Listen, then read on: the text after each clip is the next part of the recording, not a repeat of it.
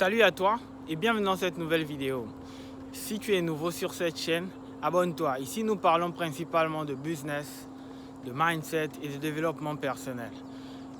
Dans cette vidéo, je vais vous donner 4 points pour lesquels les expats sont beaucoup plus forts que nous en ce qui concerne les questions de business. Eh bien, sans plus attendre, le premier point est le suivant, la concentration. Ils sont très concentrés et très focus sur leur secteur d'activité. La différence peut très bien se voir. Ils sont tellement concentrés que lorsque vous voyez les gars ferment leur magasin, que font-ils? À part peut-être passer chez un frère, et même là, le plus souvent s'ils passent chez un frère, c'est parce qu'ils vont toujours parler de business. Ils passent chez un frère, ça c'est s'il est vraiment distrait.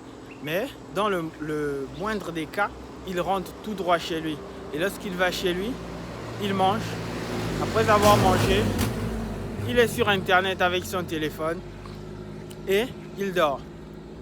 Contrairement à la plupart d'entre nous, qu'est-ce qu'on fait lorsqu'on rentre du boulot? On cherche le plus souvent à sortir. On cherche le plus souvent à sortir. Et qui dit sortie, dit dépense. Voyez-vous? L'hyperconcentration. Le deuxième point est le suivant, leur entourage. Voyez-vous, lorsque vous êtes dans le business, comme dans tout autre secteur d'activité, votre entourage est très déterminant. Eux, ils sont extrêmement focus.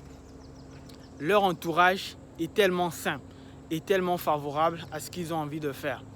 Assez favorable à tel point que lorsque 2-3 entrepreneurs sont ensemble, lorsque ces personnes-là sont ensemble, eh bien, ils s'arrangent toujours à s'entourer des personnes qui sont peut-être pas dans le même secteur que lui, mais qui sont aussi tout de même dans le business. Ça, c'est capital. Que lorsque vous ayez des objectifs, vous soyez entouré des personnes qui ont des objectifs similaires ou supérieurs aux vôtres.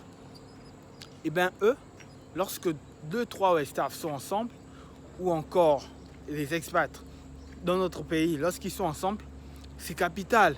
Lorsqu'ils sont ensemble, eh ben, ils sont toujours entourés des businessmen comme eux. Cela fait en sorte que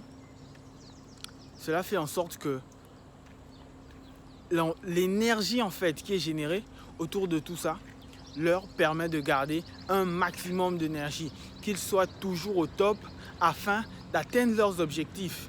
Ils ne parlent que de business, ils se partagent les astuces. Comment voulez-vous qu'ils ne puissent pas réussir?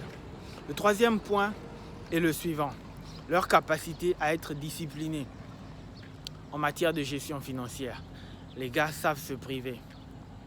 Il n'y a pas d'évolution sans privation. Donc eux, ils savent se priver.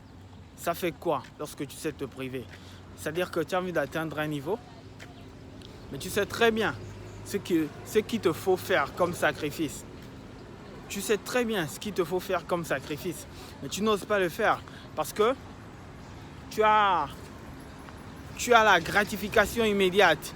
Tu as la tentation d'avoir tel ou tel véhicule, tel ou tel vêtement.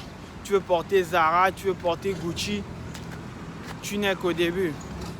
Un papa m'avait dit, tu n'as même pas encore décollé. Voyez-vous? Un papa dans le business, un boss, il m'avait dit, jeune homme, vous les jeunes, vous n'avez même pas encore décollé. C'est vrai, vous faites déjà de l'argent, mais dites-vous que dans votre carrière, vous n'avez pas encore décollé. C'est avec cette mentalité de débutant, c'est réellement avec cette mentalité de débutant qu'on parvient à faire des grandes choses. C'est réellement avec cette mentalité de débutant. Donc, gardons toujours la mentalité de débutant. Nous sommes au 4e point, le point de la fin. Le 4e point est le suivant. Eh bien, ils sont déterminés à atteindre leur objectif. Ils sont déterminés à atteindre leur objectif. D'où vient cette détermination?